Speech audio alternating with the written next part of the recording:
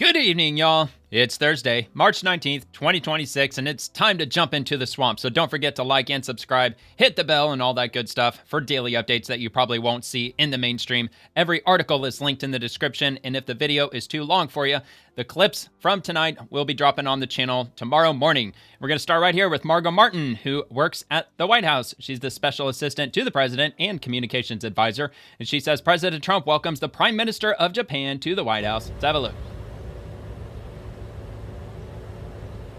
Oh, look at that. Who needs a handshake when you got a hug?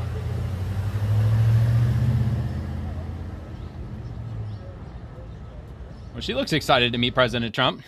After a very long flight, I don't even know how long it takes to fly to the U.S. from Japan. Probably like, 15, maybe like 20 hours or something. I'm sure it takes a hell of a long time. All right, so the president meets with Japanese Prime Minister Sanae Takaichi. I think it's Takaichi. I'm just going to stick with her last name because I'm not going to remember that. I think it's Sanae Takaichi. In the Oval Office, quote, "We have a very special person. She just won a tremendous election. She's a great person. We have a very fine relationship, and we're going to be talking about trade and many other things." Thank you very much, everybody. It's great to have you, and we have a very special person. Just won a tremendous election in a record-setting fashion, so we have something in common. And I was very proud and honored to endorse the Prime Minister because of the fact that I felt she was really good. I thought she did a fantastic job. I respect her a lot, so I gave her an endorsement. And, well, she's a conservative, too, of course. She had the most successful election, in my opinion, in the history of Japan, won by the most ever. So we have a very popular, powerful woman, and she's a great woman. We have landslide a very percentage fine relationship, and we're going to be talking about trade and many other things, and it's an honor to have you. Thank you very much. Thank you very much. All right, man. Prime Minister Takaichi.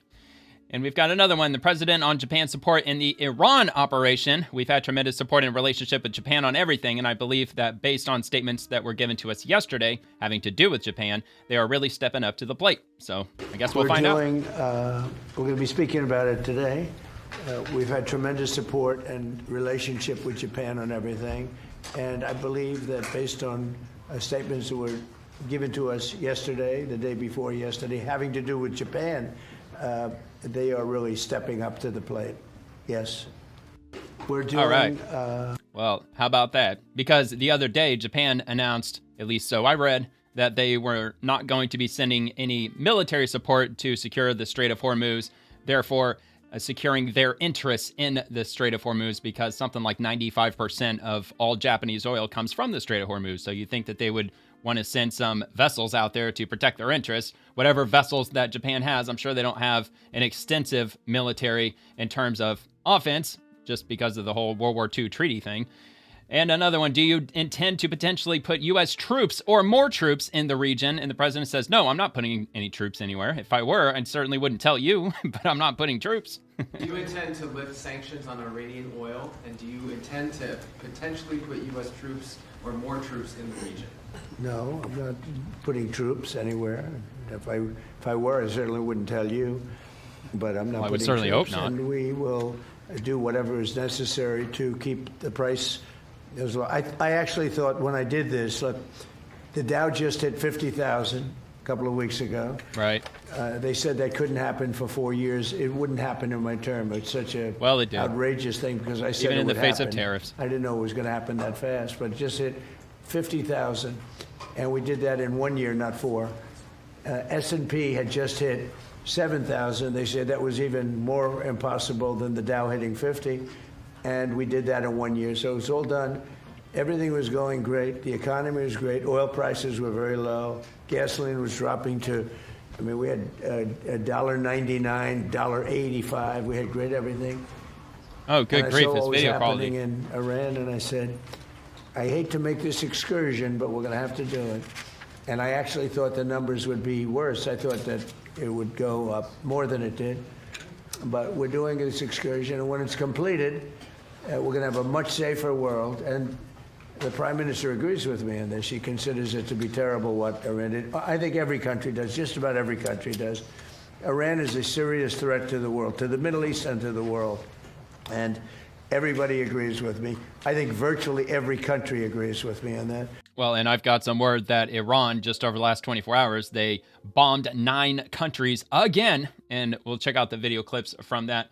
I did check my internet before I started. I'm firing on all cylinders. So whatever this video quality nonsense is happening, it's either Raptor Response's fault or maybe the White House cameras. I don't know who. But anyway, so we got another one. I told him, don't do that, and he won't do that. We're independent, but get along great. It's coordinated, but on occasion, he'll do something, and if I don't like it, so we're not doing that. Okay, well, I have no idea what the context is, so I guess we'll find out. Prime Minister Netanyahu about attacking Okay, Netanyahu. Yeah, I did. I told him, don't do that. Oh, that's right. And That's right. I got to post. We didn't follow up on discuss. this. You know, we do. We're independent. We get along great. It's coordinated, but on occasion he'll do something, and if I don't like it, and so we're not doing that anymore. Okay, so apparently Netanyahu ordered the strikes of some oil fields in Iran, which I guess Trump was not happy about. And we've got this, which I honestly should have led with. I forgot that this was linked below. And President Trump says Israel, out of anger for what has taken place in the Middle East, has violently lashed out at a major facility known as South Pars gas field in Iran. A relatively small section of the whole has been hit. The United States knew nothing about this particular attack, and the country of Qatar was in no way, shape, or form involved with it, nor did it have any idea that it was going to happen. Unfortunately, Iran did not know this, or any of the pertinent facts pertaining to the South Pars attack, and unjustifiably and unfairly attacked a portion of Qatar's LNG, liquid natural gas facility. No more attacks will be made by Israel pertaining to this extremely important and valuable South Pars field unless Iran unwisely decides to attack a very innocent, in this case, Qatar, in which instance the United States of America, with or without the help or consent of Israel, will massively blow up the entirety of the South Pars gas field at an amount of strength and power that Iran has never seen or witnessed before. I do not want to authorize this level of violence and destruction because of the long-term implications that it will have on the future of Iran, but if Qatar's liquid natural gas is again attacked, I will not hesitate to do so. Thank you for your attention to this matter, President Donald J. Trump. There were some posts that were coming out from lefties and leftists earlier because President Trump spoke on this issue and said that we can send firepower to the region that will completely obliterate it within 2 seconds. So the left took it as Trump threatening to launch nuclear weapons against Iran, which obviously he didn't say that. And nowhere in this discussion, I don't think anywhere in any discussion that Trump has alluded to the fact that we would be sending any nuclear weapons to Iran at all. But of course, the left, as dramatic as they tend to be, that's exactly what they were, or that's how they interpreted it. Okay, so this is the entirety of the video where he met the Japanese Prime Minister, Takaichi. I think it's Takaichi.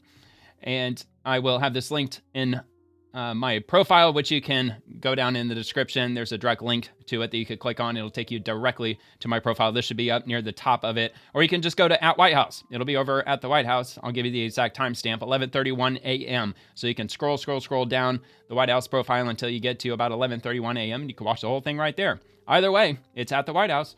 Okay, so let's roll on to the next. From DOW Rapid Response from earlier today. What time was this? 8:19 a.m. Secretary of War Pete Hegseth, quote, "This media here, not all of it, but much of it, wants you to think just 19 days into this conflict that we are somehow spinning toward an endless abyss, or a forever war, or a quagmire. Nothing could be further from the truth. Hear it from me, one of hundreds of thousands who fought in Iraq and Afghanistan, who watched foolish politicians like Bush, Obama, and Biden squander American credibility, treasure, and troops. This is not those wars. President Trump knows better. Epic Fury is different." I stand here today speaking to you, the American people. America. Not through filters, not through reporters, not through cable news spin. Well, we would appreciate that. And anti-Trump press will stop at nothing. We know this at this point.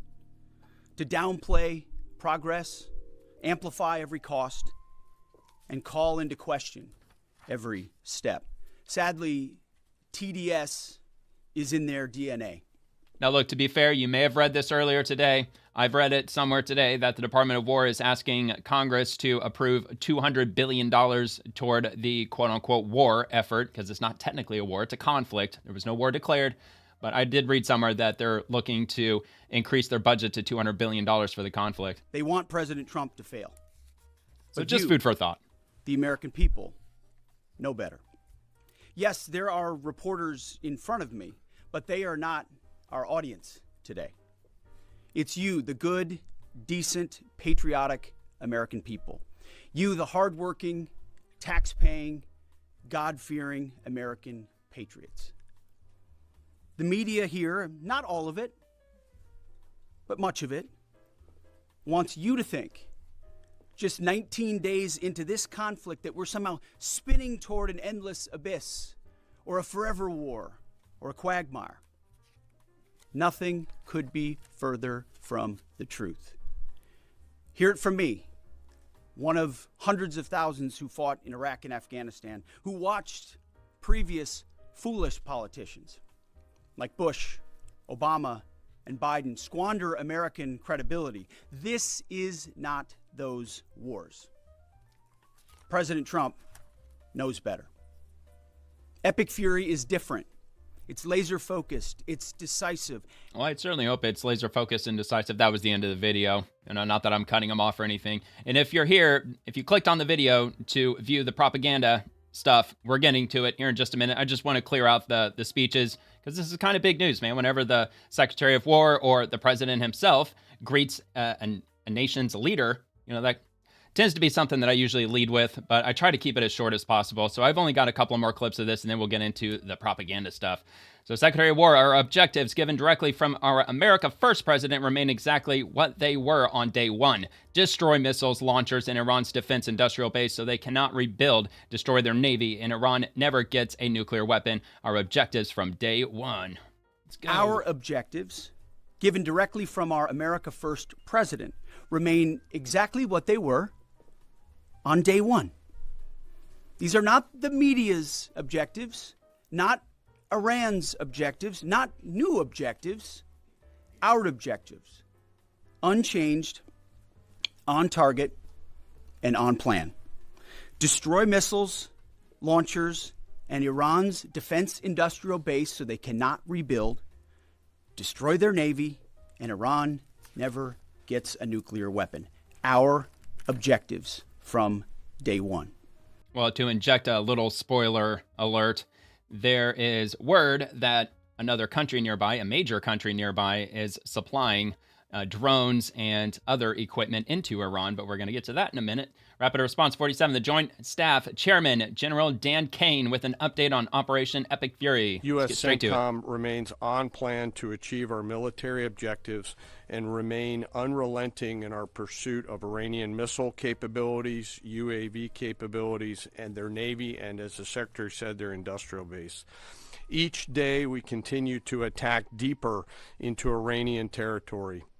As reported by U.S. Central Command yesterday, the U.S. military dropped 5,000-pound penetrator weapons into underground storage facilities, storing coastal defense cruise missiles and other support equipment. These weapons are bespokely designed to get through concrete and/or rocks and function after penetrating those barriers. We continue to hunt and kill mine storage facilities and naval ammunition depots. We continue to hunt and kill afloat assets, including more than 120 vessels and 44 mine layers, and the pressure will continue.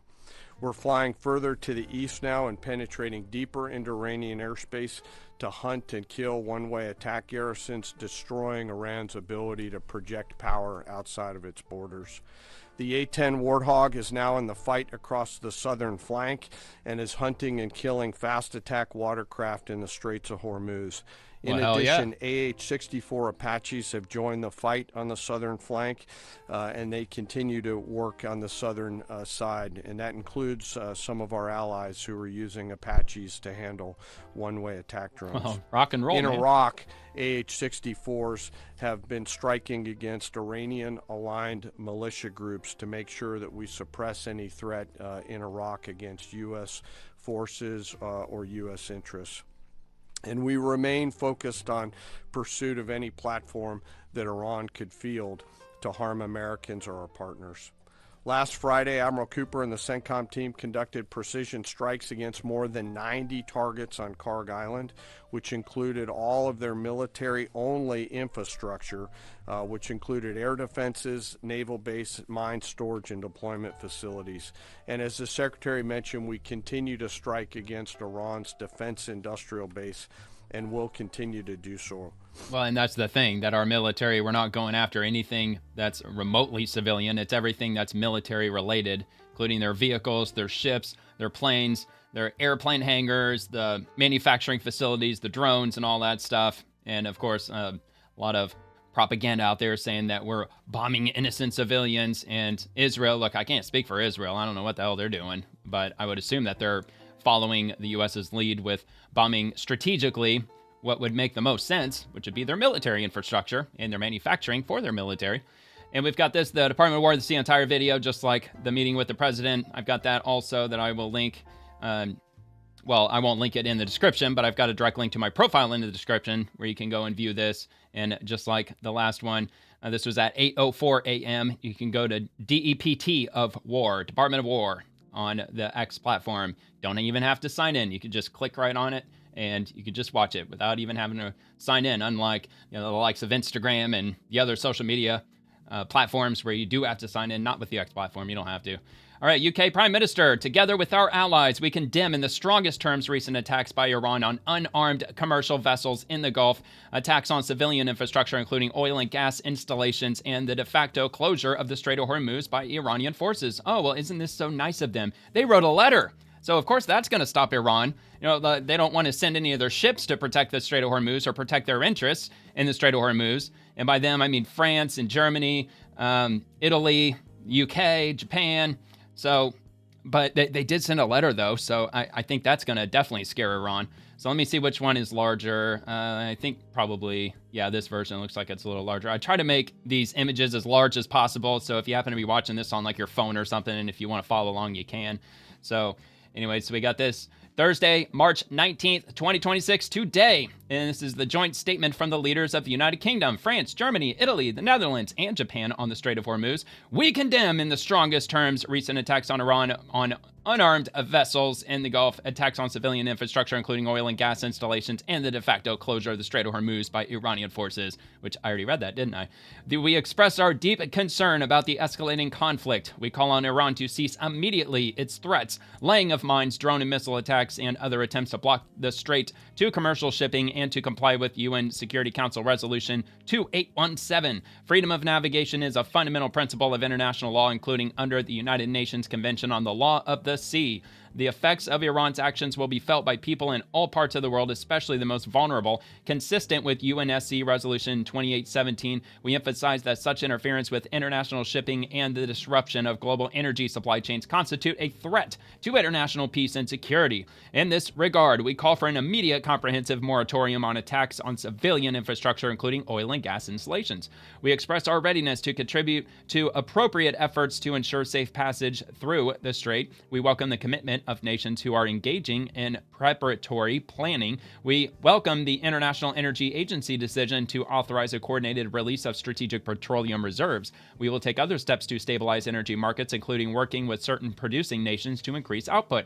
We will also work to provide support for the most affected nations, including through the United Nations and the IFIs. Maritime security and freedom of navigation benefit all countries. We call on all states to respect international law and uphold the fundamental principles of international prosperity and security. So I wonder what the officials in Iran did with this letter. I have a feeling maybe they wiped a certain part of their body and they threw it in the trash. Maybe, maybe not. Maybe they will 100% honor it. Maybe I'm completely wrong about Iran. But I have a feeling that they're not exactly going to take that extraordinarily seriously. I think peace through strength would probably be the best option. In other words, perhaps doing what Trump suggested that they do, send some of their vessels into the region and just have a show of force. I mean, you don't have to constantly lob missiles into Iran. Just simply being there to protect your assets would probably be enough. It would certainly be better than a freaking email. All right, Caroline Levitt, Americans agree that Operation Epic Fury is an overwhelming success. This is going to be on the White House, and I won't get through all of this unless it's a really short read. Yeah, well, maybe I will. I think I can get through it quickly. Under the decisive leadership of President Trump, Operation Epic Fury is delivering overwhelming, devastating success against the world's leading state sponsor of terrorism. In just 3 weeks, America's unmatched military has obliterated the Iranian regime's air and naval capabilities, demolished its ballistic missile arsenal and production facilities, annihilated more than 7,000 targets, and crippled its ability to fund and arm terrorist proxies. I mean, this technically could be propaganda. I mean, on our side, it is. Whether if it's true or false, I mean, in one way or another, it kind of is. Despite a relentless campaign by the fake news and radical left to manufacture tales of division to distract from its historic triumph, it is clear the American people and President Trump's base stand firmly behind our warriors and their commander-in-chief as we accomplish the mission. Polling confirms unified support among President Trump's base. Vandenberg Coalition, Target Point, 94% of MAGA-aligned Americans and 84% of Republicans overall support Operation Epic Fury. From NBC News, 90% of MAGA Republicans. Look, I don't really want to read the whole MAGA Republicans. Of course, it's going to be overwhelming support. I mean, that's not shocking to anybody. 80% of Republicans overall back the operation. From CNN, 77% of Republicans overall. The Economist, 81%. YouGov, 85% of MAGA Republicans support U.S. strikes, and JL Partners, 83% of Republicans support Operation Epic Fury, with only 9% opposed. Broader American support remains solid amid the Iranian regime's long-standing aggression. The Washington Post, a plurality of Americans back U.S. action against Iran, with approval rising as victories mount. Rasmussen reports 61% say Operation Epic Fury has been successful so far. Fox News, more than 6 in 10 Americans view the Iranian regime as a real national security threat. President Trump promised decisive action to end the Iranian regime's decades of murderous aggressions against Americans, and thanks to his peace through strength agenda, we are not just responding, we are winning. The regime that chanted death to America is now reeling, its terrorist capabilities shattered, its leadership crippled, and its power fading by the hour. No amount of fake controversy or rooting against America's success will dim that reality. And here we go from Mario Nawfal. Iran just hit 9 countries in a single night, including 7 of the wealthiest nations on Earth. This was Tehran's answer to Israel striking the South Pars gas field, the world's largest, earlier today. The most intense retaliatory barrage of the entire war, and Iran is now the only country on the planet simultaneously attacking 7 of the richest nations by GDP per capita. And Israel, ballistic missiles and cluster munitions over central Israel. 2 killed in Ramat Gan, 4 Palestinian women killed in the West Bank by an Iranian missile. In Qatar, which is $110,000 GDP per capita, 14 ballistic missiles fired. Ras Laffan LNG hub suffered extensive damage, confirmed by Qatar Energy. United Arab Emirates, 100,000 GDP per capita, which I'm not going to read. I mean, you could read that yourself. So 13 ballistic missiles and 27 attack drones intercepted. Iran threatening imminent strikes on energy facilities. In Saudi Arabia, evacuation orders issued for Samref refinery and Jubail petrochemical complex. Waves of missiles intercepted over Riyadh. Out of Kuwait, ballistic missiles intercepted. U.S. facilities targeted again. Bahrain, U.S. 5th Fleet headquarters under continued assault throughout the war. In Oman, drone strikes on industrial zones. Workers killed. The last neutral Gulf state is now taking fire. In Jordan, U.S. bases struck as part of the widening multi-front campaign. In Iraq, U.S. embassy in Baghdad under nightly drone siege. Combined GDP per capita of the Gulf states under attack, over 417,000. These are some of the most prosperous developed nations on Earth, and Iran is hitting all of them simultaneously while its own economy collapses. This is Operation Madman at full throttle. Torch the region's wealth until the world demands the war stops. So we've got 4 different videos. I'll just start from the top. Okay, here we go.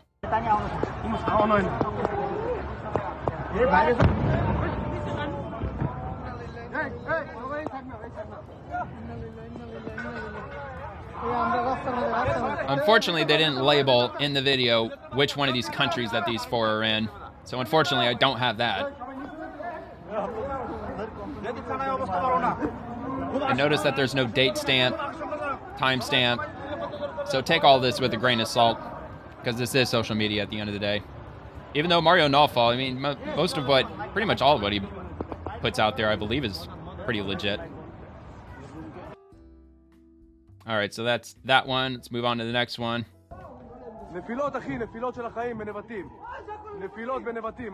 Holy shit. Wow. It's like some straight up Star Wars shit. Oh my god. Dude. Oh man, not one of them are getting intercepted. Good grief, man. All right, let's take a look at this one. Fireball. Yikes. Shockwave. Blast wave.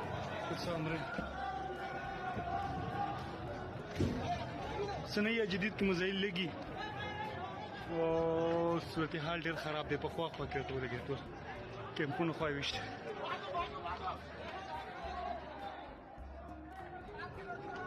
ये भाई ये मजाक नहीं नीचे basement में जाओ basement में जाओ Man, oh man. All right, none of these look familiar, so I'm just going to assume that these are all relatively new, just over the last couple of days. Damn! 4x 4x slow motion. Dude, that one came in hot, man. Real quick. Like some fire and brimstone shit, man. Holy smokes. Okay, so yeah, again, that was Mario Nawfal. And that was yesterday. That's when it was posted March 18th. So perhaps that happened during the overnight hours on March 17th into March 18th. So possibly up to 48 hours ago, a couple days ago. And he says also on the same day, tonight will be a bad night for the Gulf. Iran will retaliate hard for the strikes on their largest gas field. And this was posted prior to the videos. So that was the result of Israel deciding to bomb their largest gas field. And from open source intel, U.S. Senator Bernie Sanders is moving to block roughly $658 million in proposed U.S. arms sales to Israel, introducing joint resolutions of disapproval alongside Chris Van Hollen, Jeff Merkley, Peter Welch, according to multiple outlets. They're all Democrats, I believe, contributed by AZ Intel. And there you go. So that should be of no surprise. I think anything whatsoever having to do with not just the conflict in Iran, but really anything having to do with Democrats in any way, shape, or form. Democrats are just going to just blanket try everything that they possibly can to stop it because just Trump derangement syndrome. And I said arms sales, which are weapons they are purchasing, not weapons we are simply giving. Yeah, again, they're purchasing these weapons, arms sales. We're not just handing them over like we were doing with Ukraine, providing them with billions and billions of dollars of just cash and weaponry and so on. And rolling on, Buzz Patterson, it's amazing that a country can surrender when they're not even in the fight. The French. So breaking Macron is abandoning ship. France will never take part in the operations to liberate the Strait of Hormuz. We are not a party to the conflict. I did play this the other day. It's only an 11-second clip, so we'll give it a quick watch. We are not a party to the conflict, and therefore France will never take part in operations to reopen or liberate the Strait of Hormuz in the current context. And of course, it's easy for them to say because France gets roughly 1% of their oil from the region in the Strait of Hormuz. So it's not really going to affect them economically. I mean, it's going to affect the global oil market if the Strait of Hormuz is fully closed because 20% of all the oil in the world comes from the Strait of Hormuz. But yeah, France obviously doesn't want to have anything to do with it. U.S. Senator John Fetterman, the Iranian regime executed a 19-year-old for demanding democracy. I stand with his memory and the thousands of other young Iranians. Those who grieve the elimination of Iranian leaders over murdered protesters is telling. And this is from Misa Alenijad. And she says, today in Iran, in the middle of a war, the regime executed a 19-year-old national wrestling champion for the crime of joining January protests. After signaling to the world, including President Trump, that they would halt executions of protesters, the regime has done the exact opposite. 3 young protesters, and she's got the names right here, were hanged in Qom after a sham trial. Reports indicate torture, forced confessions, no access to chosen lawyers, closed-door proceedings, no right to appeal. I call on Global Athlete HQ, who is a global athlete, progressive athlete startup movement aiming to inspire athletes and drive change across the world of sport, to stand with Iranian athletes who are being silenced, imprisoned, and executed simply for raising their voices. This is not just about sports. This is about human dignity. So there's an image of the man who was unjustly executed because he simply wanted to protest and voice his support for democracy in Iran. It's absolutely shameful. I'd be curious to see if that will come across President Trump's desk and how he might respond to that. All right, Megatron, just in. Iran announced that if Israel and U.S. once again attack the Iranian energy infrastructure, they will destroy all the infrastructure in the Middle East for good. Quote, we warn the enemy that you made a major mistake by attacking the energy infrastructure of Iran. And then it goes on. I assume we're going to get all of this in the video. So let's have a look from Iran. Okay, well, then there's no subtitles. Fine, then. I'll just go ahead and read it then.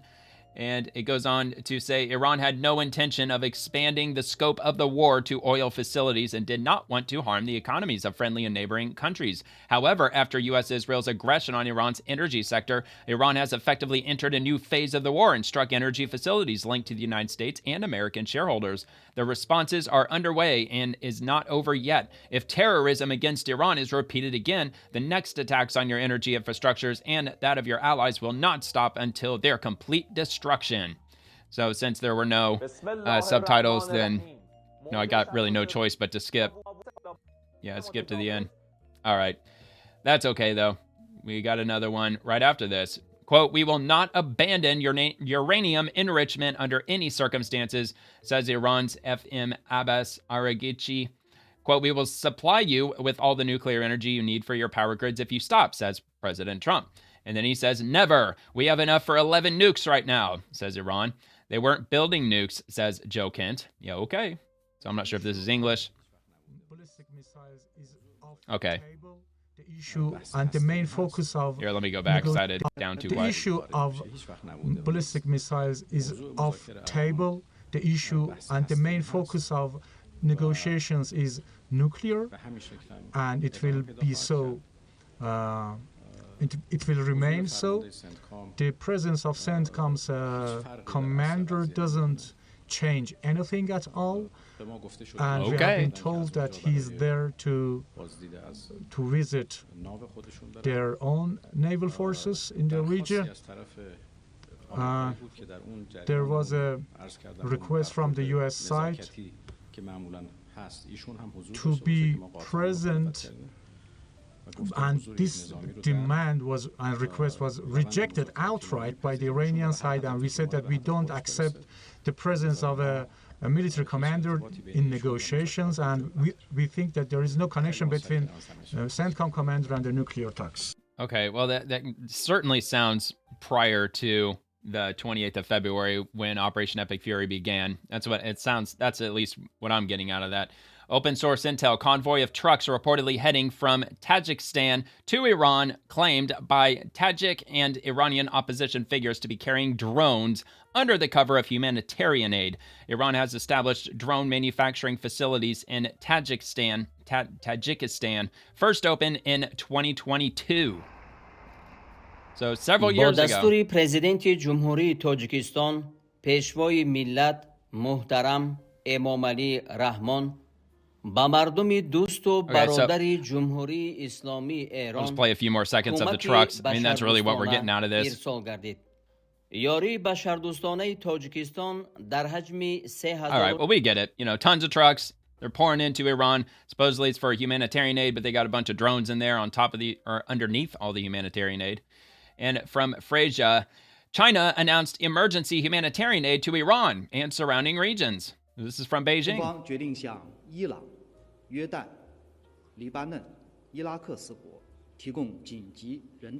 Jordan, Lebanon, and Iraq. Well,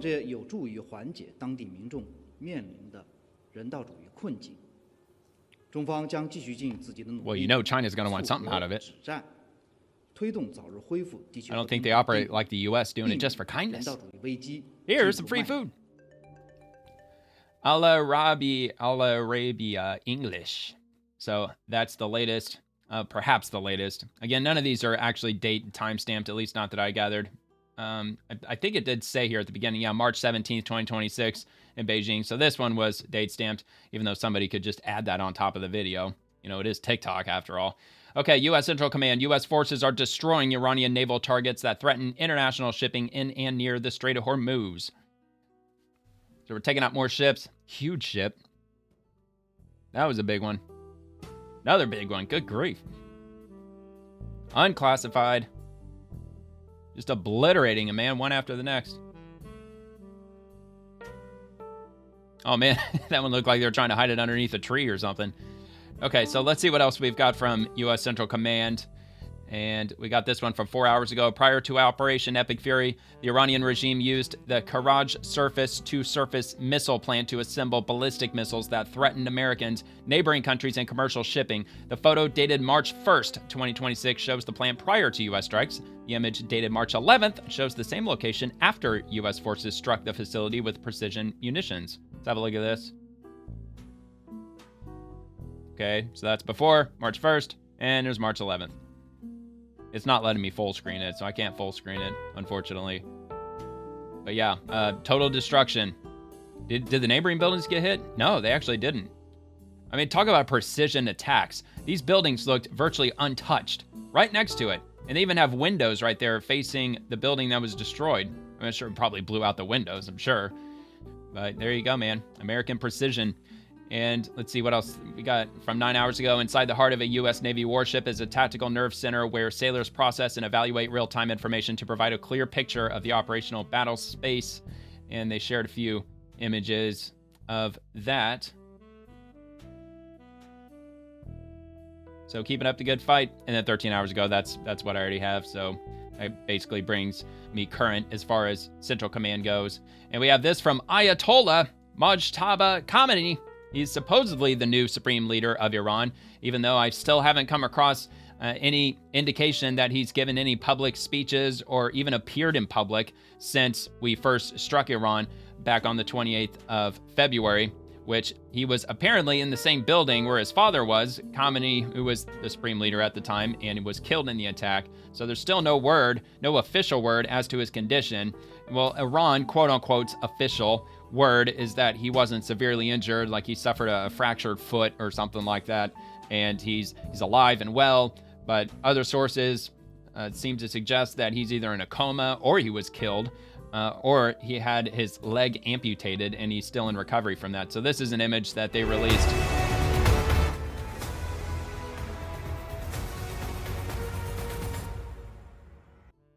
Well, not really an image, but it was a propaganda film. I'm assuming that's probably an F-22 Raptor. That would be my guess, but it could be a Lightning, but I think I'm going to hold out on it being a Raptor. And then he also says, I sincerely thank our courageous fighters at a time when our beloved homeland is being unjustly attacked by the leading countries of the front of arrogance. And another one from Mario Nawfal. A dash cam video shows the exact moment a bombing happened in front of a car on the road in Iran. Just a normal drive until it very much isn't. Rocking out with some jams. It's going to happen on the left.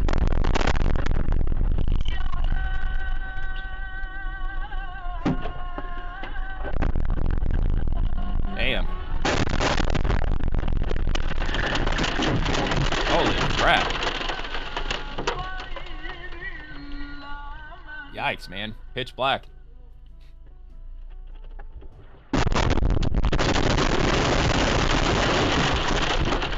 Good grief, man. They got hit by another one. Obviously, the initial ones were happening behind them. And clearly we didn't get that on camera. But yeah, man, that was nasty. CENTCOM drops footage of the B-1B Lancer over the Middle East. They call it the Bone. It holds world records for speed, payload, and range. Each one carries 75,000 pounds of ordnance, enough to level a small city in a single sortie.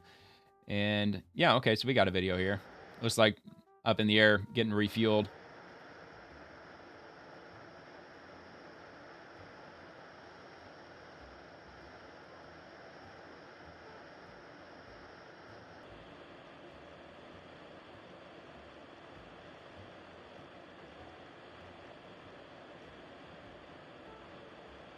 Well, if they can manage to get to it. So yeah, the B-1B Lancer over the Middle East. Rolling on to the next. Super stealth missile lands. Shockwave obliterates everything in its path. Apparently, Iran for past weeks were using decades-old equipment. The updated versions are unbelievable. So before I play this, there was context added. It was community noted. And I don't know why the hell is this in another language? What is this, in German? I have no idea why, so let me see if I can get that translated, because it wasn't in that language when I first clicked on it. It's basically saying that this is AI. It's not real, it's AI. All right, well, it says this is an AI-generated video created by Gemini. It's recognizable, among other things, by the watermark. Apparently, there's some watermark in the video somewhere, so let's give this a play. What's happening? Oh, my God. Get cover! Get everywhere! Jesus! Get down! Close! Close! No! Well, I mean, it otherwise looks badass, but it ain't real. I just thought it was kind of comical. They're leveling the whole base. Oh my God. So not real. It's fake. It's AI. The only reason that I dropped it here is because it's getting attention online. So, I figured I would, 15,000 likes just from this post. And she's not the only one who posted this. 3.9 million views and counting, which was posted today. From Zero Hedge, U.S. authorizes delivery and sale of crude oil from Russia. And wasn't sure if I actually believe this, even though Zero Hedge, kind of like Mario Nullfall, most of what he posts tends to be correct. So I decided to ask Grok if this was true. And Grok says yes, but it's got some key context. The U.S. Treasury issued a 30-day general license until April the 11th, authorizing the delivery and sale of Russian crude and petroleum products already loaded on vessels by March 12th. It's a narrow temporary waiver for stranded cargoes to stabilize global energy markets amid Middle East tensions, not a full sanctions lift or new ongoing imports. This is confirmed by Reuters, CNBC, and official OFAC documents. I'm not sure if that means that we're buying Russian oil. I think that just means that if there's any oil on any Russian tankers out there, and if any of our allies, probably primarily in the places like South Korea, where they heavily rely on the Strait of Hormuz, or Japan, perhaps they could just buy oil from Russia over the next 30 days. At least that's how I'm interpreting it. Okay, let's get back to the last. All right, here we go. All bookmarks. Moving on to the Treasury Department. So this one's in regards to Venezuela, so we're going to move on past the Iranian conflict. Under President Trump's leadership, the United States is working in partnership with the government of Venezuela to reopen and restore Venezuela's energy sector. Today, the Treasury Department's Office of Foreign Assets Control issued a license broadly authorizing established U.S. entities to engage in many types of transactions with Venezuela's state-owned oil company, Petróleos de Venezuela S.A., or PDVSA, and its subsidiaries. This license will benefit both the United States and Venezuela while supporting the global energy market by increasing the supply of available oil. It will also help incentivize new investment in Venezuela's energy sector. So it looks like they're lifting sanctions, they're issuing licenses by the Treasury Department, which is certainly a big step in the right direction as far as Venezuela goes and U.S.-Venezuela relations. So I guess the Democrats keep saying that oh my God, we bombed Venezuela, we stole their leader, it's going to plunge them into just a horrific nightmare dystopia forever. Doesn't really seem to be the case exactly. It sounds like Venezuela is kind of rocking and rolling, doing just fine, seems like, at least from where I'm sitting. Press Secretary Caroline Leavitt, the Democrats need to reopen the Department of Homeland Security immediately and end their reckless shutdown. Intentionally hurting innocent American travelers and depriving federal workers of their paychecks is deeply wrong. From Morgan Parrish, chaos at PHL International Airport right now. Several TSA checkpoints are closed. Totally closed. This is in Philadelphia. It's just a 10-second clip.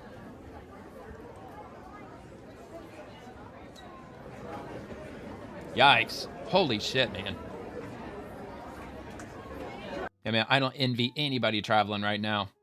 And do you think this is going to backfire on Democrats? I was asking Google, Gemini or Google AI or whatever you want to call it. I was kind of bantering with it earlier today because I had the day off of work, so I was just chillaxing. And yeah, Google seemed to agree that this is most likely going to backfire pretty heavily on Democrats because they're using the entirety of the Department of Homeland Security as literal political pawns. That's what they're doing. They're withholding paychecks to make a political point. It's insane. Secretary Sean Duffy, the airport lines you're seeing now are child's play compared to what you will see next week if TSA misses another paycheck. Senator Schumer and the Dems DHS shutdown could cause a grinding halt for travelers. And he gives some updates on the Squawk Box at CNBC. So if you're traveling next week, I mean, first off, I'll be praying for you. And second off, you might want to get to the airport maybe even more than 5 hours ahead of time just to try to secure a decent place in line so you don't miss your flight. Because, even if you show up 5 or 6 hours early, it's better than missing your flight entirely and being stuck in the airport for God knows how long. Because if the lines are 5-6 hours long next week, there's going to be a lot of people missing flights. Because I bet the average person ain't going to be getting to the airport in like 5 or 6 hours ahead of time. It's getting worse. day by day, and we have to think about the TSA worker, but these are not highly paid individuals. They start off at about $45,000 to $55,000, but living in in D.C. and Atlanta and New York, they live in very expensive communities, so it's really challenging for them. And so I saw this with the FAA and our air traffic controllers. The TSA agents missed a partial payment. Last Friday, they missed a full payment. Yep. As we get into next week, next Friday will be their next full payment. And they're about to miss another payment. This is going to look like child's play, what's happening right now. You're going to see small airports, I believe, shut down. You're going to see extensive lines, and air travel is going to almost come to a grid halt, stop. Yeah, I really think so. And it could even reach a point, I'm not sure if legally speaking, if they can do it, but at that point, I think they would say to hell with legal. TSA might end up just going full on strike, maybe. They just might just walk right off the job and say, look, I'm not going to work another day until I get paid for it. And could you blame them for it? I couldn't blame them for it if they were to do that. Rapid Response 47, TSA officer to Congress, quote, "It does not feel great to know that you're getting paid and I'm not. Do you see me? Do you see that I'm showing up every day doing the work and there's still no change for me? The Democrat shutdown of DHS needs to end now."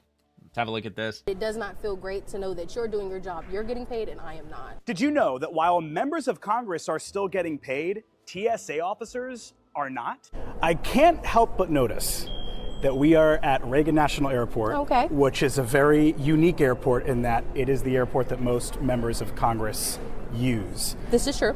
Can you tell me what it's like seeing members of Congress pass through your security lanes? They are paid. It's up to them on both sides of the aisle to get you paid. Can you tell me what it's like to see them pass by? It's one of those things where you realize, like, you're coming through and I want to ask you questions and I want to have that conversation with you, but it's not the time for it. But it's like, do you see me? Do you see that I'm showing up every day? Do you see that I'm doing the work, that I'm putting in the effort, and there's still no change for me? Well, and let's be real, members of Congress, they're not even going through TSA checkpoints. They're just ferried right through, on the side where they don't even have to even stop. And I believe I even have a video coming up that shows one of the members of Congress doing just that. They just breeze right through with all the lines. I don't know if it actually shows lines or not, but it just shows a member of Congress just walking right along the side of security. Didn't even have to stop, just passing right through, pretending she's on her phone. Okay, so Tom Emmer, how are we going to feed our kids? Democrats are forcing TSA officers to work without pay for the second time in 6 months. It's cruel, and it doesn't have to be this way. On CNN. In all, more than 300 TSA agents we've learned have already quit their jobs in the shutdown because they aren't getting paid. That's including Robert Echeverria. He's a father of 3. He was a lead TSA officer at the Salt Lake City International Airport. He just had to quit over this shutdown. And Robert joins me right now. Thank you so much for being here and just telling us what you've lived through. You worked for the agency for nearly 9 years, Robert, meaning you have been through shutdowns before, especially even in just the last 12 months. What was the last straw for you? I think the last straw is just the whole stress level and the emotional aspect of it. I don't think a lot of people realize how emotional it actually gets, and seeing your family going through hard times and seeing your wife crying herself to sleep every night, and how we're going to feed our kids and how are we going to be able to afford our home, our vehicles, our bills. And as you can tell, most of the shutdowns have happened during the holidays, and so which makes it even harder. This last one, it went into almost close to Thanksgiving and Christmas. I mean, we thanks, literally Democrats. actually got sick, and we actually didn't even celebrate Christmas because we were so sick of the stress that we had gone through.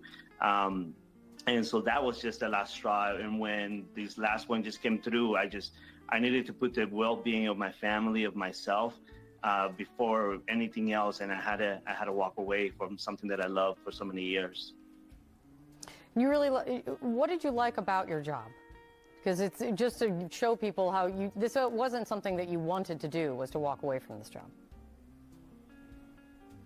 Exactly. So I wasn't able to serve when I was actually younger. I wasn't able to serve in the military. And so this was actually a way for me to actually do something for my country, something for me to be out there and make sure that we were safe. And this was actually something, even though a lot of people think this is very minimal, this was something, a way for me to give back. Talk to me about what are you hearing now from, your former colleagues who are still with TSA and working these security checkpoints right now. What are they telling you? I think the hardest thing is that they don't feel that their voice is being heard, and this is one of the reasons I'm actually here, just to kind of be a voice for them, because most of them are afraid. Well, to they're being come heard out by and Republicans. say something for it's not being heard by Democrats. Retaliation, and their jobs can actually literally be on the line, and so they're frustrated. They're frustrated that they're being overlooked, and that they're not being taken seriously, and that their job is not being taken seriously. As you can tell, right now you can start seeing all the effects of it and how long lines are. And I think things are just going to get worse if something doesn't happen soon. Yeah, and I saw his story at least a week or two ago. He didn't just quit the other day. He quit at least a week ago. And it may have actually been on CNN where they've already interviewed him. This was a different interview. That's why I let it play out. At first, I was wondering if it was going to be the same one that I played the other day, but it's not. This is an updated interview where they had him on again. And it's just another example. The last number I saw, 360 TSA workers have full-on quit, completely quit, with, I'm sure, more are just going to be added to that list as each day rolls on. Rep. Tony Weed, last week, Senate Democrats voted for the third time to keep DHS shut down. Last night, 186 House Democrats voted to not deport illegal aliens who defraud American taxpayers. Time and time again, they have refused to prioritize American citizens over illegal aliens. And I'll get to that here in a minute. I actually have an image of that total tally with regard to that legislation. Rep. Anna Paulina Luna, TSA and airport security should immediately stop all escorts for every single senator holding up DHS funding and their paycheck. Yeah, I think so. And speaking of which, Republican and Democratic lawmakers get an escort past the TSA lines. See why they don't care? So here you go. Congressman Mace and Wasserman Schultz. I don't see Wasserman Schultz. The only one I see is Congresswoman Mace, who I'm assuming is a Democrat. All right, you know what? That's going to be copyrighted. I already know. Probably already screwed that up, even though it was like 2 freaking seconds. It's probably still going to be flagged. But anyway, she's getting an escort. Doesn't even have to go through TSA checkpoints. Could just breeze right on through, pretending that she's on her phone, which I'm sure she's probably not. She just doesn't want to make any contact. And I said it the other day. Do you really think that these senators, oh yeah, there she is, Debbie Wasserman Schultz. See, she's not on her phone, but she's still just walking by, not paying any attention to anybody. Because, like I said the other day, they would physically be unable to look any of these TSA agents in the eye. They wouldn't be able to. Like, you have to pretend that they're on their phone or maybe looking around, looking up, trying to count some ceiling tiles or some shit, because they just can't look them in the eye because they're ruining their lives, really. I mean, what are you going to do if you can't pay your car payment? You can't pay your mortgage. I mean, if that stacks up, then they're going to start towing your car, and you're going to have to start considering foreclosure if it goes on long enough. Hopefully it won't be that long. And hopefully also that banks are working with people who are legitimate TSA employees. Maybe they can push your payments back a couple of months. I know typically, like with car loans, they'll do that. If you find yourself on tough times, they'll not forgive your next payment, but they'll just take your next payment and just attach it to the very end of your loan. So it just pretty much bumps it back a month, which isn't, of really any great benefit to you, because I think all it does is just tack on a little extra interest. And from Chuck Schumer, you guessed it, Republicans objected a 5th time to paying TSA workers. You see how they just, like, the cheap shot, just the lousy, just lazy, pathetic politics that they play. In a few minutes, Democrats will be giving Republicans a 5th chance to pay TSA workers. Will they finally fund TSA or once again object? Even though the reality is that it is Chuck Schumer and the Democrats who are refusing to not only pay TSA, but they're not paying Secret Service, they're not paying FEMA, they're not paying the US Coast Guard, for crying out loud, and cybersecurity agencies. None of them are getting paid because the Democrats voted to not fund the Department of Homeland Security back on February the 14th. And that's why nobody's getting a paycheck, over 100,000 employees, because it was the Democrats. Just like the shutdown back in, when was that, September, the one that lasted 43 days, same thing. The Democrats, they just voted to shut down the government. They didn't want to fund anything, so they voted not to fund it, and therefore they're not getting paychecks. It's just that simple. And basically what he's talking about, that Democrats, they put together legislation well, not really legislation. They put together a list of demands for the Republicans to agree to with regard to ICE, and they have to wear name tags, and they can't go into certain buildings. They have to take their masks off. And there was another one like having to do with like not being able to arrest them for this or that, basically making it a lot harder to arrest any illegal immigrant. They also have to have a full-on ironclad judicial warrant in order to deport anybody. So their list of demands is just long-winded and ridiculous. And Republicans, I'd say probably half of them in a minimum of demands are just a non-starter. So every time, I don't know how often they do it. According to Chuck Schumer, it's been a fifth time, but they put that on the floor to say, okay, well, we want to fund TSA workers with this legislation, but in order to pass this legislation, you also have to pass the list of demands that we have for ICE attached to this legislation, and that's how they can play this stupid political game where they accuse Republicans of not funding TSA because they're putting in legislation with this insane list of demands that Republicans are just not going to meet. But at the end of the day, it was Democrats, and it continues to be Democrats who refuse to fund TSA. Secretary Sean Duffy, every single Republican in the Senate has voted to fund DHS and end these TSA lines. Meanwhile, Democrats are holding TSA paychecks hostage to play political games. They'd rather see you stuck in line than do their jobs. Americans deserve better. If we're honest, what's really happening? Republicans control the House, the Senate, and the White House. But Democrats in the Senate have the ability to shut down Republican movements because of the filibuster rule, right? You need 60 votes to pass a bill. And because we don't have 60 Democrats Republican don't get senators. to yes, that bill won't pass, right? If we get into the weeds of how politics works, but then Democrats sit back and go, listen, we're not in the majority. We can't do anything about this. Bullshit. It's Republicans' fault. Well, then that begs the question, do we get rid of the filibuster rule so we can pass good legislation? Because yeah, I mean, if they're blaming the Republicans for it, what's the point? What's the point of the filibuster? Get rid of it. Fund Homeland Security, make sure these TSA lines go away, and every Democrat is voting to keep it shut down and make sure you have mass chaos in your airport. So it's very simple, and how anyone in the media could say something different about what's happening, I think is frustrating, but Republicans have to be better, and I think continue to message why this is happening and that Democrats are using the American people and inflicting pain on the American people for what they think is a political benefit. Absolutely. And just remind them the first day that it happened. Again, the Democrat shutdown, it's 33 days. Like the clock is all screwed up. I think I'm going to change these timers to just reflect the days and not even include the hours, because every time that I refresh or that I have to restart my computer, it actually switches it from Eastern time to UH or UTC. So it jacks up the hours and everything. But anyway, 33 days since it first started, and it was the Senate Democrats who voted not to fund the Department of Homeland Security, and that's where we stand. And as long as they just keep repeating that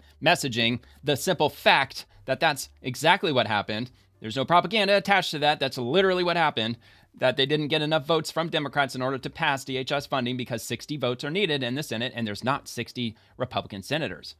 All right, what else do we got?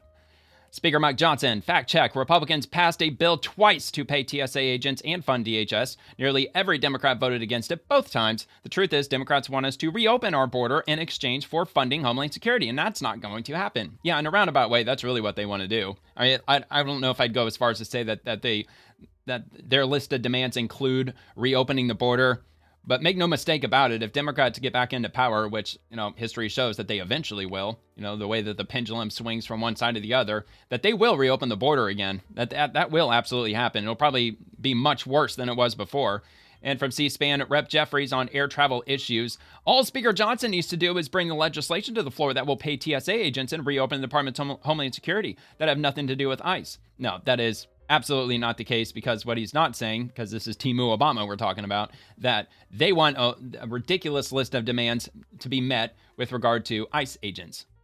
What's your message to TSA workers who are going without paychecks? How many times is he going to say Trump? I bet I'm going to say 3 times. Preparing to travel, who don't care about the finger pointing, who don't care about the politics. They just want Congress to get to some solution. What do you say to them? Why can't this be figured out? We should be able to get this done today. All Speaker Johnson needs to do is bring the legislation to the floor that will pay TSA agents. He did on February 14th. And reopen the parts of the Department of Homeland Security that have nothing to do with ICE and have nothing to do with Trump's extreme and violent mass deportation machine. There's one. That's all that needs to happen. And yet, House Republicans and Senate Republicans have consistently rejected paying TSA agents. Why? It's because, dude, the fucking gaslighting. They don't support getting ICE under control. So scummy. This is their. Oh, wait a minute, because they don't want to get ICE under control. Okay, so you see the stupid word games that he's playing. Republicans refuse to fund the TSA agents because they don't want to get ICE under control. Well, what the hell does that mean then? Policy. It's Trump's policy. It's Stephen Miller's policy to use taxpayer dollars give me one more Trump. Brutalize or kill American citizens, as we've seen with the cold-blooded killings of Renee Nicole Good and Alex Preddy. And the American people obstructing agents. Want that to stop. All right, well, I guess he ain't going to give me a third Trump, but whatever. And we will move on to the next.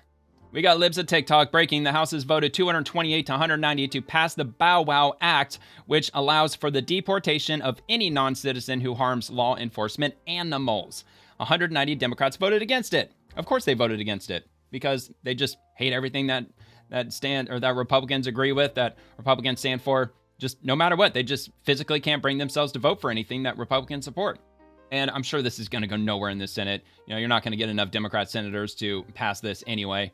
Although, you know, it does speak volumes, though. Rep. Anna Paulina Luna, I talked to multiple senators today. They know the floor debate is for show, and Save America is going nowhere in the Senate. Ask yourselves why voter ID that over 80% of Americans support is being blocked. Thune this is not a paid influencer campaign. America, if your senators do not work for you, it is time to find someone else willing to do the job. And yeah, man, I couldn't agree more. Absolutely. RNC research. Even CNN admits the Save America Act would give voters many ways to show proof of citizenship when registering to vote. And we've got this from Jake Tapper. Here's what the bill actually says would be acceptable proof of citizenship for voting under this law. A real ID card, a valid U.S. passport, an official U.S. military ID card along with a record of service showing a U.S. birthplace, a government-issued photo ID card showing a U.S. birthplace, or paired with a birth certificate, an adoption decree, report of birth abroad, naturalization certificate, or American Indian card. I understand this bill includes a lot more than just the documentation requirements, but a lot of Americans might hear that list and think, that's a lot of options. It is. And wonder, do Democrats have an issue with voter ID in general or just this specific voter ID bill? Well, no, they don't. Look, Democrats would agree if we passed this legislation that allowed for a driver's license to suffice for getting put on the voter ID rolls. However, the blue states, they issue driver's licenses to illegal immigrants. And also non-American citizens can join the military. So just producing a military ID is not good enough because that doesn't prove you're a U.S. citizen. You have to prove U.S. citizenship, and Democrats are hard against that. They're 100% against proving that you're a U.S. citizen in order to vote because they know that non-citizens, they vote in blue states. And like I said the other day, when a blue state issues a driver's license, they automatically enroll you as a registered voter. It's an automated system. Now, you could probably tell them that you want to opt out of it, and then they would probably oblige when you're in the DMV. However, if you're an illegal immigrant in these blue states and you go and get a driver's license, guess what happens automatically? They register you to vote. At least so I'm told. I don't have ironclad proof of that. I just read somewhere that, look, not pertaining to illegal immigrants, but you know it's all an automated system. At least that's my opinion. It's an automated system. So when anybody gets a driver's license in a blue state, they're going to register them to vote automatically. Next order, just in, Democrat California Senator Alex Padilla just ran away when reporters attempted to question him on the cash for ballots scandals unfolding in his state. Democrats like him are running away because they're directly involved. Keep pressing and exposing. Senator Padilla, recent undercover reporting in Los Angeles is showing that there is cash for ballot deals being made. I'm with the press. I'm with the press. Well, where's the badge? It's right here. My badge is right here. We have our badges. Cash for ballot measures. Yeah, they're playing games. They know that they're press. No, Gavin Newsom is now demanding prosecutions for these cash for ballot deals being made in Los Angeles. This is your state of California where this is happening. Why are you opposed to the safeguards in the Save America Act? All right, hold on. Let's go back and read this real quick. Office of Governor Gavin Newsom official statement. This alleged activity is a felony in California. Anyone caught engaging in this activity should be investigated and prosecuted to the fullest extent of the law. Brandon Richards, Deputy Director for Rapid Response. To the safeguards in the Save America Act. There's election fraud actively happening in the state of California, and you're opposed to the Save America Act. Can you explain why? Two different things. There is election fraud happening in California. Why not be a proponent of the Save America Act to protect American elections? He made his point very clear just now. No, he didn't. He just said two different things. Answers. Thank Fucking you very clear much. as that.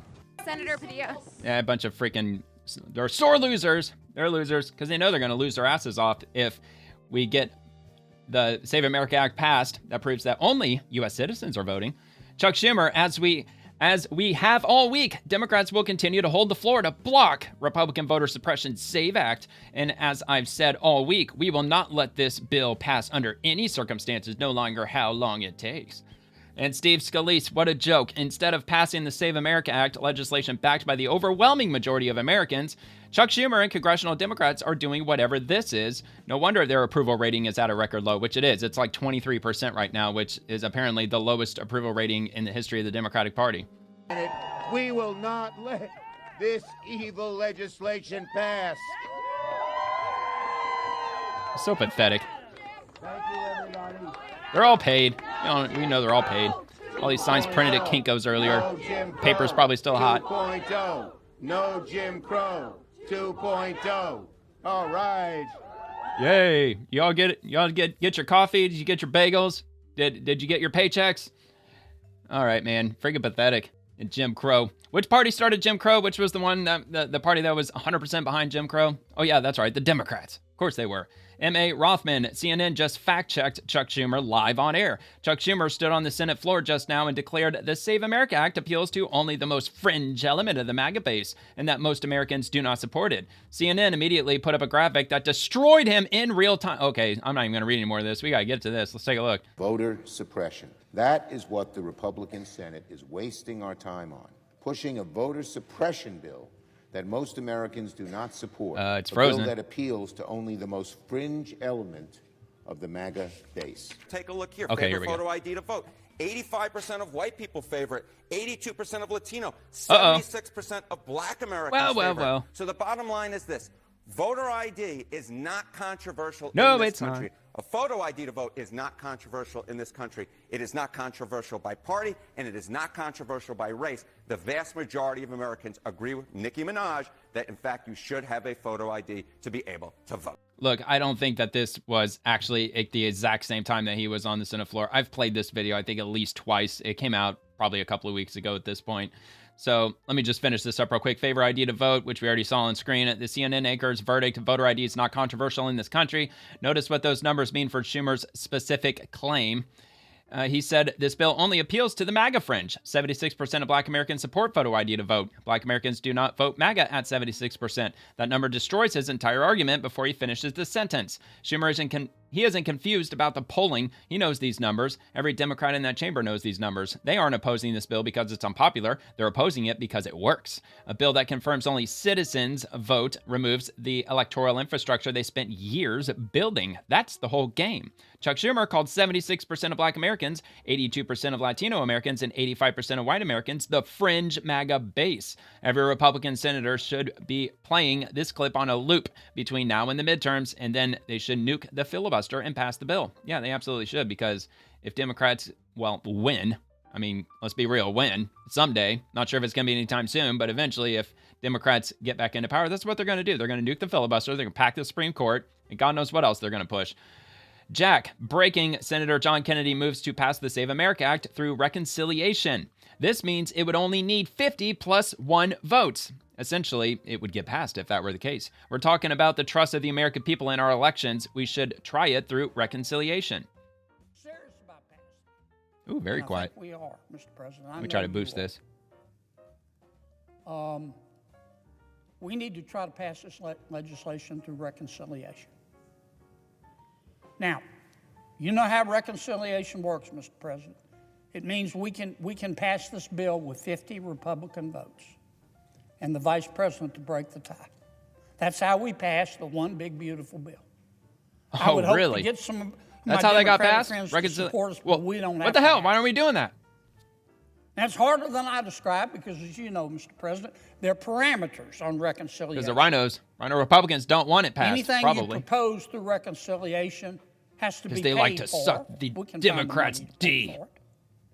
And anything you pass through reconciliation has to I love conform the eagle with the photo, contours Senator of Kennedy. the Budget Control Act. We call that giving a provision a bird bath. And our parliamentarian decides what passes muster under the Budget Control Act and what doesn't. Now, we've got a lot of smart lawyers in the United States Senate. Every single one of them thinks they're Oliver Wendell Scalia. But we got a lot of other smart lawyers in America. Here's what I'm getting at.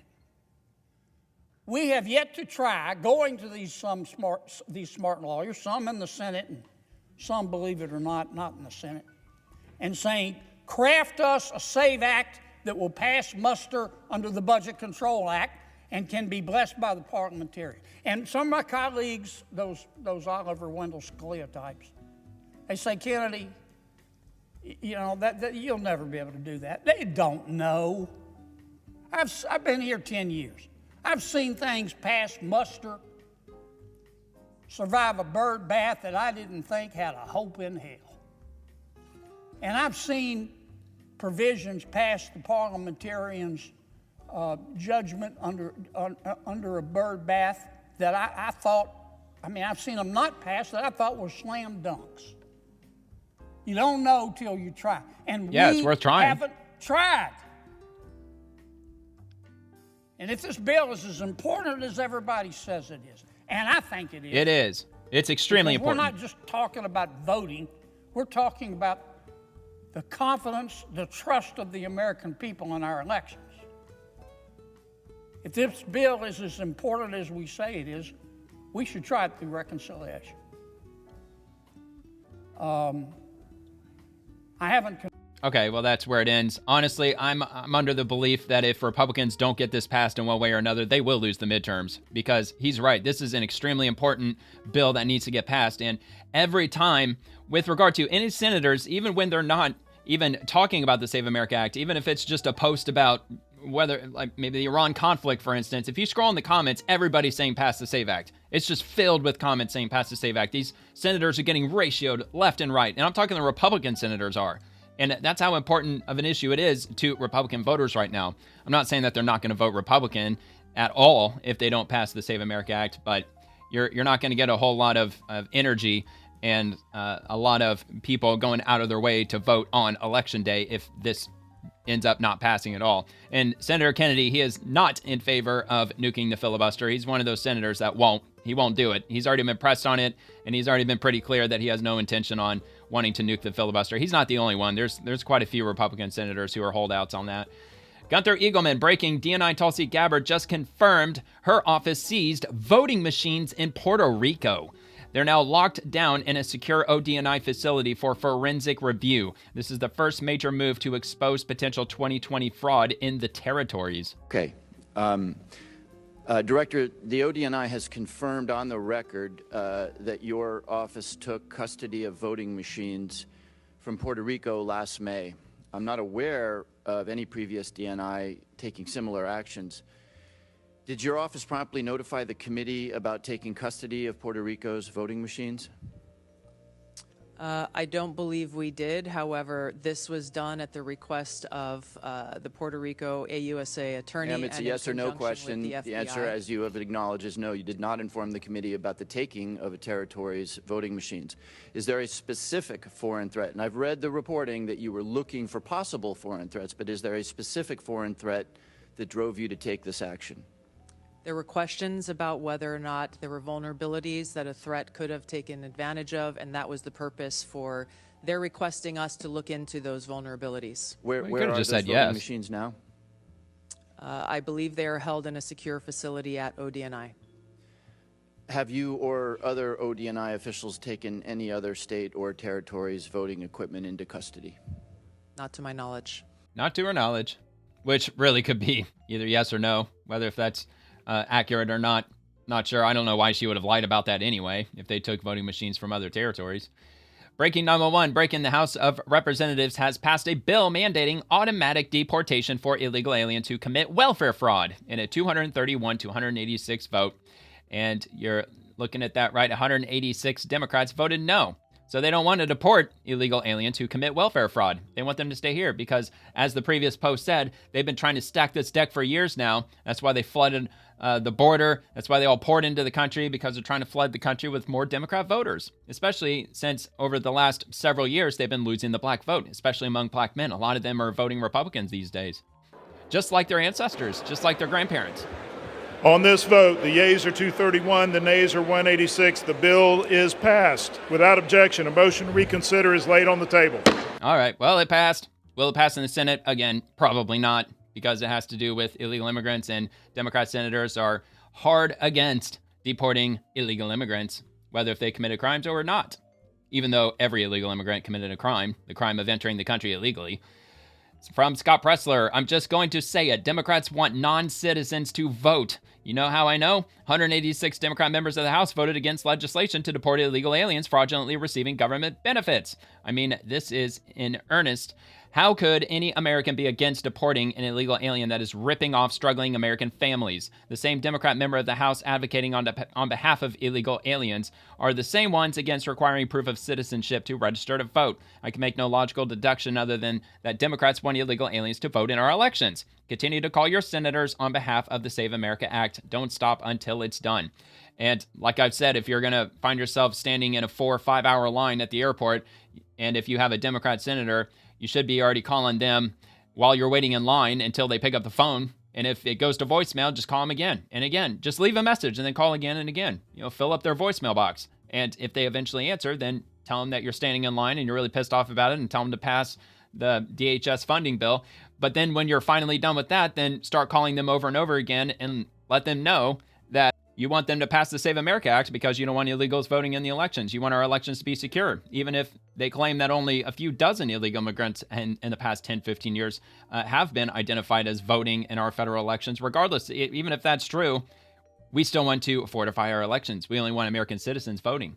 So call them and tell them to pass the Save America Act. And if you don't have a Democrat senator, then call Chuck Schumer, because he's the leader of the Democrats in the Senate. Congressman Randy Fine, non-citizens should not be eligible for welfare, period. I don't care if they are here legally. I have filed H.R. 6854 to ban it, and I couldn't agree more. Could not agree more. If you arrive in the country, then you should be able to work and provide for yourself. And that's it. It's just that simple. Center for Immigration Studies. By country, non-citizen households with the highest welfare rates are 87% from Afghanistan, 78% from the Dominican Republic, 77% from Guatemala, El Salvador at 75%, same with Honduras, Ecuador at 70%, Mexico 67%, 65% in Haiti, 61% from Cuba, 57% from Vietnam, 55% from Colombia, and 51% from Venezuela. That's a percentage of non-citizen households in the United States using one or more welfare programs by country. And they've also got the graphic there to illustrate that also, even though they even include Brazil, the Philippines, China. So, and looks like that those are sitting like China's 36%, Korea's 30%. I mean, even that's ridiculous, man. The UK, 25%. I mean, for real?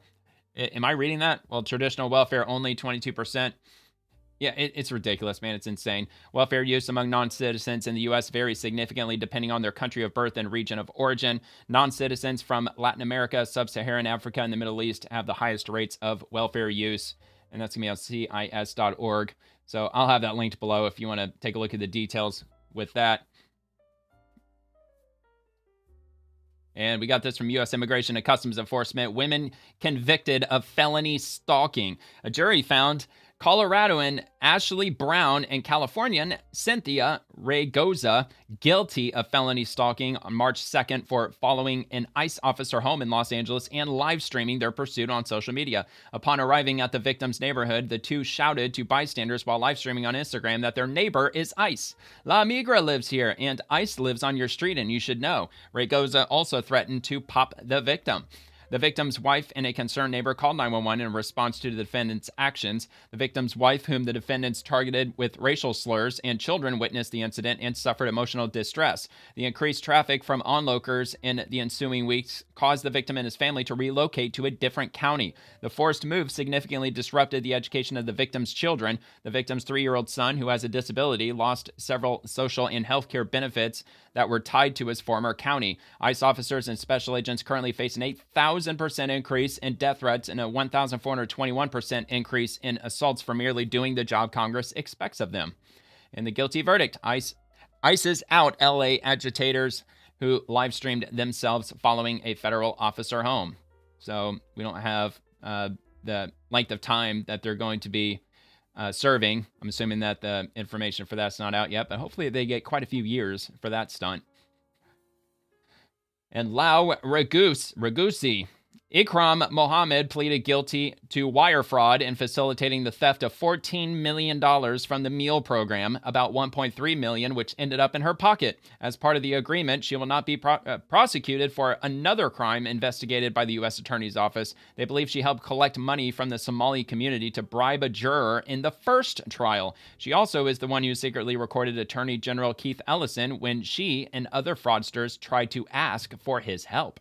So they were probably bribing him, which, I mean, some would say that they successfully bribed him, which is how so much fraud was able to occur in the state of Minnesota. Probably not only the Attorney General, but a whole bunch of politicians were probably in on it. Ikram, do you have anything to say?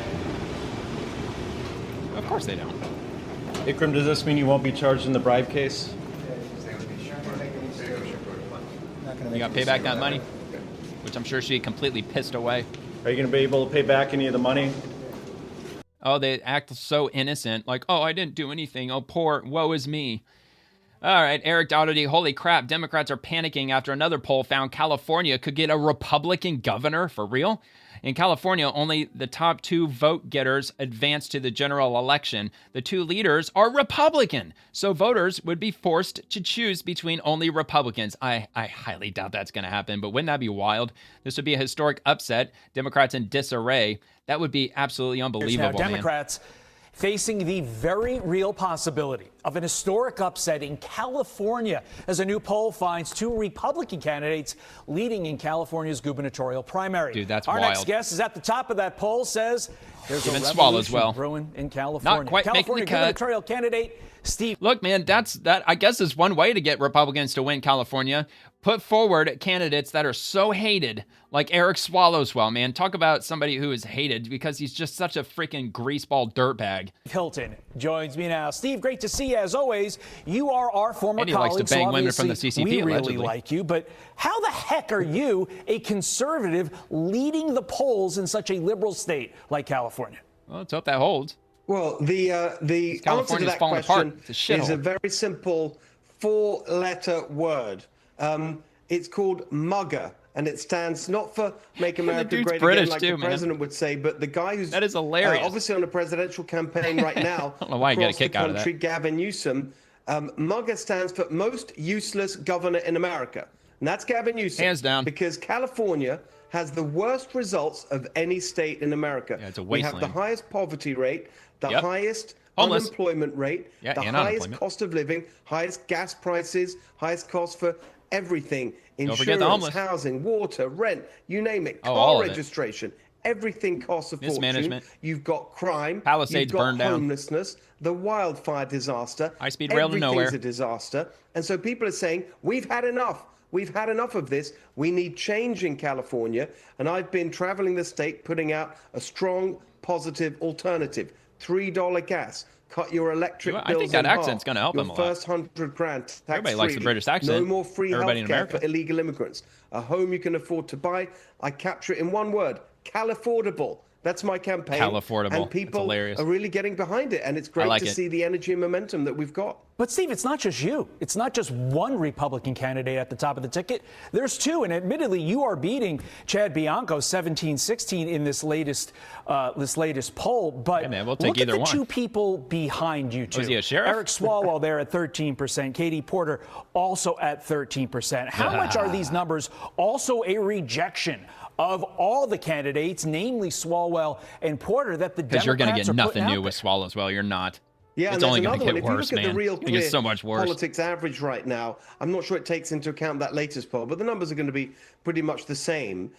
You've got Katie Porter on 10. You've got Chad Bianco and another one, Tom Steyer, the billionaire climate fanatic, on 11%, Swalwell on 13, and I'm on 15.5. So whichever way you look at it, the Democrats that they're putting another forward, brain-dead climate as the change president lunatic. might say, they're not sending their best. And a billionaire to These boot. people are exactly the same kind of far-left insanity and useless career politicians that we've had now, and everyone's fed up with it. Look at who you've got in charge in California. Karen Bass and Newsom and all these people. All useless. Does anyone think that Swalwell or Katie Porter or Tom Steyer is going to take us in a different direction? No way. Of course not. And people really want a new direction. And that's why I think despite, of course, people look at California and say, well, it's so hard for a Republican to win, a deep blue state and all the rest of it. That may have been true in the past, but this year it's going to change. There's another really big thing everyone across the country should understand.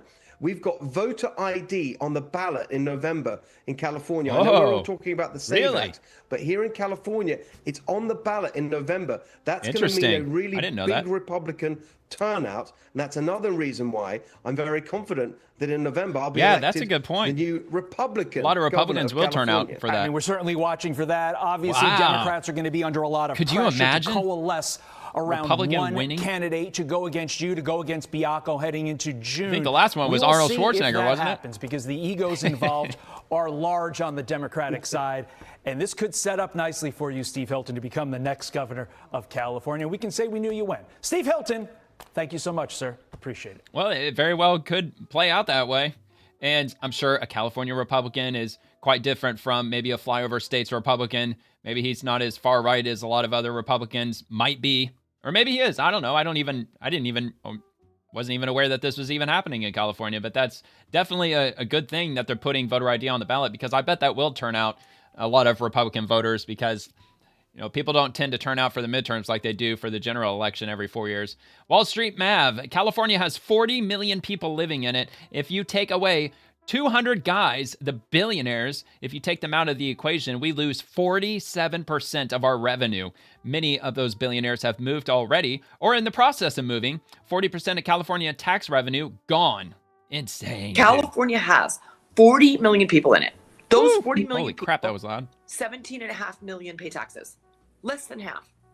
And the worst part is, if you take away 200 guys, the billionaires, 200 guys, if you take them out of the equation, we lose 47% of our revenue. Wow, man. That's another problem for California. And I think that's also going to be a problem New York City is going to be facing too, with Mamdani wanting to raise property taxes and make the rich pay for everything, which they say pay their fair share. But in other words, they want to start grabbing more money from the rich and the wealthy in New York City. Speaking of which, boom, shocking move from New York City's radical socialist mayor, Zohran Mamdani. He's pushing to slash the speed limit down to a pathetic 20 miles an hour on every single street across the entire city. This isn't safety. It's a brazen cash grab to ticket and fine every driver nonstop, bleeding you dry to bankroll his extreme communist agenda and the deep state machine. I'd be curious to know how much a speeding ticket would be if you got pulled over doing like 30 and a 20. Knowing blue states, it'd probably be like $1,000. Patriots in New York, they're deliberately grinding the city to a halt to seize total control over your freedom and mobility right in our backyard. Yes, this is 100% real and accelerating fast. The globalist war on we the people is in full swing. See what this is. It is a goal of our administration to lower the speed limit across the city to 20 miles an hour. That, however, is something that can only be done with a local law change to the city administrative code. And we do support the city council taking those efforts. That is absolutely wild, man. And what are they going to say? Safety. It's all about safety. 20 miles an hour? Seriously? People on bicycles can ride faster than that. Gunther Eagleman breaking: New York voters are absolutely furious. New York City is now spending more per homeless person than the median income in the city, which is $81,700 plus per person. Homeless spending has exploded from $102 million to over $368 million in just 6 years. All fraud. Let them live someplace else. It'd be one thing if they were proving that spending all this money is helping the homeless population get off the streets and get back into work. But there's no sign of that. In fact, the homeless population is only growing in this city. Governor Hochul, meanwhile, is taxing on... Yeah, it's the same goes with California. Is this per, that would be my initial question, this 81,700, is that annually or is that just over a period of time? Because in California over the last, I think it's 5 or 6 years, they've spent close to $140,000 on each homeless person. And again, that's like over the last 5 or 6 years. That's not $140,000 per year. It's just in total, but still an absolutely insane number. And did it fix the homeless problem? No, it only made it worse. Rep. Lauren Boebert, I couldn't have said it better myself. Reform FISA. And Vice President J.D. Vance says, my 2 cents on FISA. It is absurd to reauthorize the program without significant changes given the ways domestic surveillance has been abused. I will vote accordingly. And I don't know if the Democrats were using FISA. They very well might have to spy on those Republican senators. What was that, a year or a couple of years ago? And they got caught up in Democrats got caught doing that. Well, the Biden administration did. And yeah, I don't know if there's really going to be any movement with regard to that. And from another one from Caroline Levitt, Trump administration announces $17 billion power plant to produce more electricity in southwestern Pennsylvania. It sounds like Pennsylvania is going to hopefully see a reduction in their electricity costs once this thing goes online, which I'm probably going to take at least a couple, maybe multiple years actually to build it. I'm sure it's not something you can do quickly. And this is at postgazette.com. Trying to make this larger. A $17 billion natural gas-fueled facility to increase energy production is coming to southwestern Pennsylvania, the White House announced on Thursday. The hub, called South Mon, is one of 3 stemming from President Donald Trump's $550 billion trade deal with Japan, according to a White House official speaking on condition of anonymity. The official said the hubs were designed to expand power production and make energy more affordable. The facility in southwestern Pennsylvania will be operated by NextEra Energy Resources and produce up to 4.3 gigawatts of power to be connected to existing natural gas pipelines within the Marcellus and Utica shale regions, the White House said. It will be linked to the Pennsylvania, New Jersey, Maryland, PJM regional transmission network, which serves the Mid-Atlantic electricity market and is designed to support the rapid growth in demand for electricity. Quote, President Trump is the deal maker in chief, and he is delivering for the hardworking Pennsylvanians who helped deliver him a landslide victory, end quote. White House spokesperson Liz Houston said the new generation hub in southwest Pennsylvania secured by the president will expand domestic power generation, create good-paying jobs, and lower energy costs for families across the Commonwealth. U.S. Senators John Fetterman and Dave McCormick, both from Pennsylvania, did not respond to requests seeking more information about the project, nor did Rep. Guy Reschenthaler, R. Peters, who represents the southwest corner of the state. A spokesperson for NextEra did not return messages on Thursday. The White House said the southwestern Pennsylvania project is one of 3 energy projects across the country. And that was published today at about 11 o'clock a.m.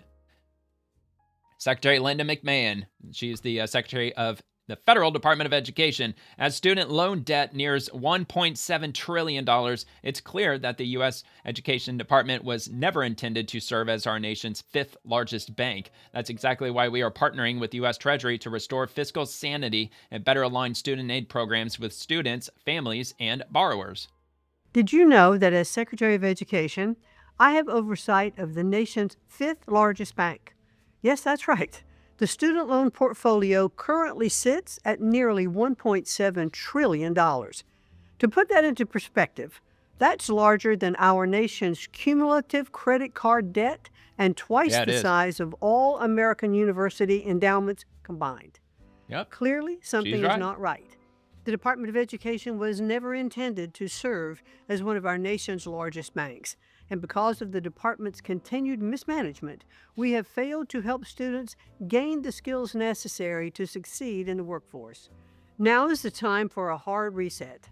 That's why the Department of Education and Department of the Treasury today announced a historic partnership to better align federal student aid programs with those they are intended to serve.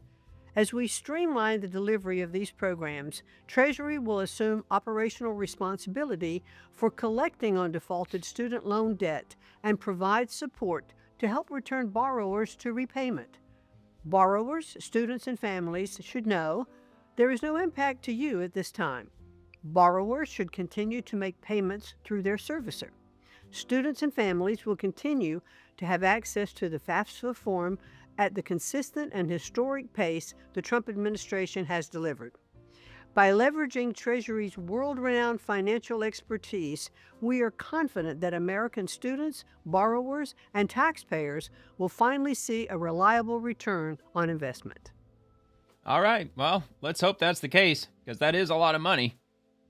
And a sizable percentage of people who graduate, especially with masters and PhDs, they don't really use their degree for anything. They just end up with 6 figures in debt and nothing to do with it. I mean, a lot of them end up being like baristas at Starbucks and places like that. It's crazy. Kevin Sorbo, liberal assaults black man because they don't like the sign he's holding. How tolerant of them. It's the tolerant left. Let's take a look at the tolerant left. What do you think?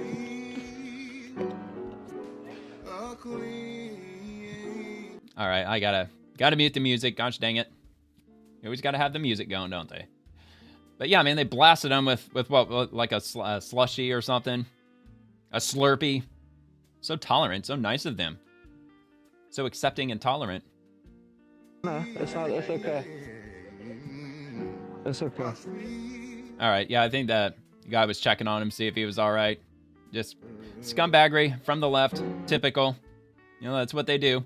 If you say something they disagree with, they'll call you a Nazi, even though you're not a Nazi. Because a Nazi these days, it just means somebody that they disagree with.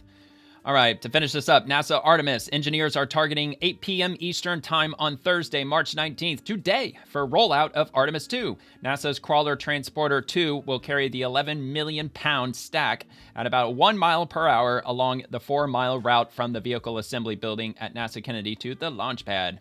And they've got the image of it under, I don't know if I would say it's under construction. The whole thing's done. They already had it out there at the launch pad, but there was some issue with regard to one of the fuel tanks or something. I think it had like a leak in it or something like that. So they had to roll it all the way back into the assembly building because if I'm not mistaken, the Artemis 2 mission should have launched by now. I mean, we're starting to get to the close of March and believe that the window for them to launch the astronauts toward the moon is going to happen, I believe, on the first week of April. So I'm definitely looking forward to that. And with that said, that's going to be the end of the video. So if you enjoyed tonight's episode, please like the video and subscribe to the channel. And I'll be back tomorrow night as we explore the swamp Monday through Friday and everyone in it, the politicians, bureaucrats, agencies, the administration. I also post daily on X, which is where you can peek at the content for the next episode. And don't forget, the video clips from tonight will begin dropping on the channel tomorrow morning. Thank you very much for watching. And always remember to stay positive. God bless the troops and God bless America.